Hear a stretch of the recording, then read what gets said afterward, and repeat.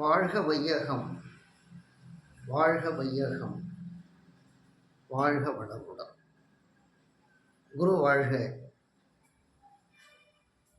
குருவே துணை.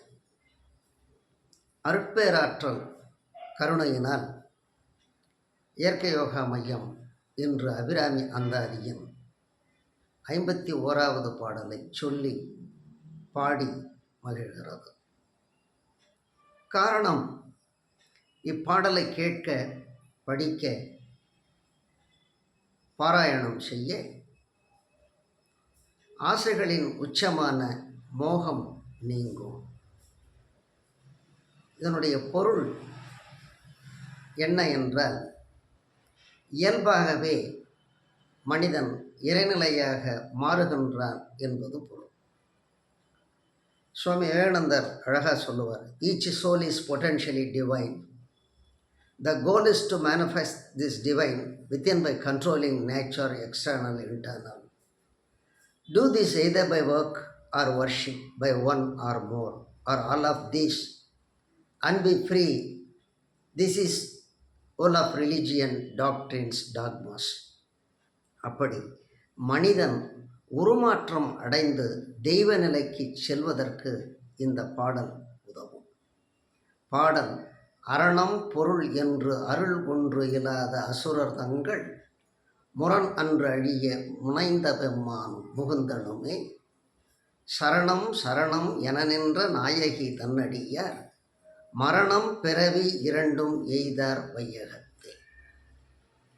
அரணம் பொருள் என்று அருள் ஒன்றில்லாத அசுரர் தங்கள் முரண் அன்றழிய முனைந்த பெம்மானும் முகுந்தனுமே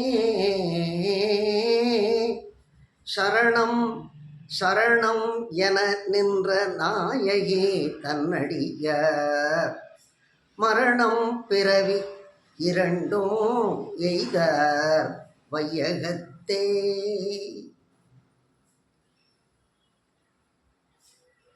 இறை நிலை என்பது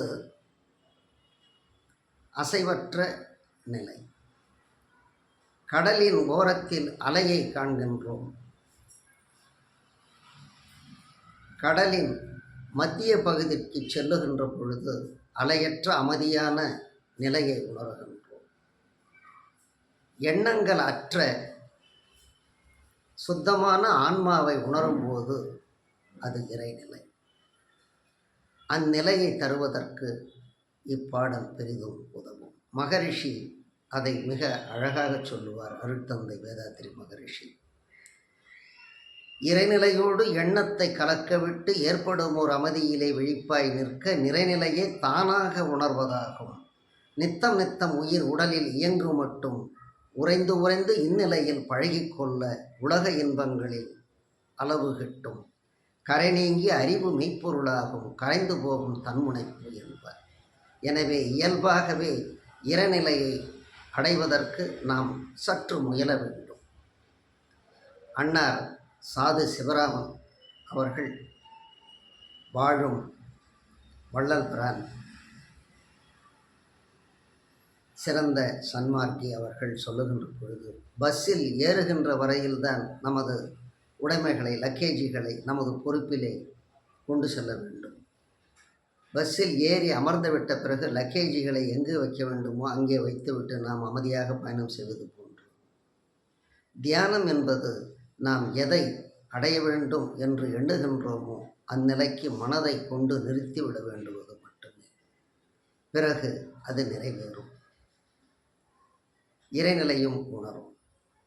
அதைத்தான் இன்பவுற்று என நிறைந்த இறைவா எனும் போதிலே ஏற்படும் ஓர் இன்பம் அதை எவ்வாறு சொல்வேன். நன்மை தரும் நவகோள்கள் நட்சத்திர கூட்டம் நானகத்தே காணுகின்றேன் நடனமிடும் காட்சியாய். உன் பெரிய பேரியக்க ஆற்றலால் உலகமெல்லாம் சுழலுதே ஓர் பந்து போல் தன்மயமாய் தானதுவாய் தவறிடாது இயங்கும் தன்மையினை என்ன தவம் ஆனந்தமே. அந்த ஆனந்தமாய் அறிவாய் நிறைந்த அமுதமாய் ஆனந்தமான வடிவுடையாள் அன்னை அபிராமியின் அருளை பெற அபிராமி அந்தாதியின் இந்த 51வது பாடலை கேளுங்கள், படியுங்கள், பாராயணம் செய்யுங்கள். பாடல். அரணம் அரணம் பொருள் என்று அருள் ஒன்று இலாத அசுரர் தங்கள் முரண் அன்று அழிய முனைந்த வெம்மானும் முகுந்தனுமே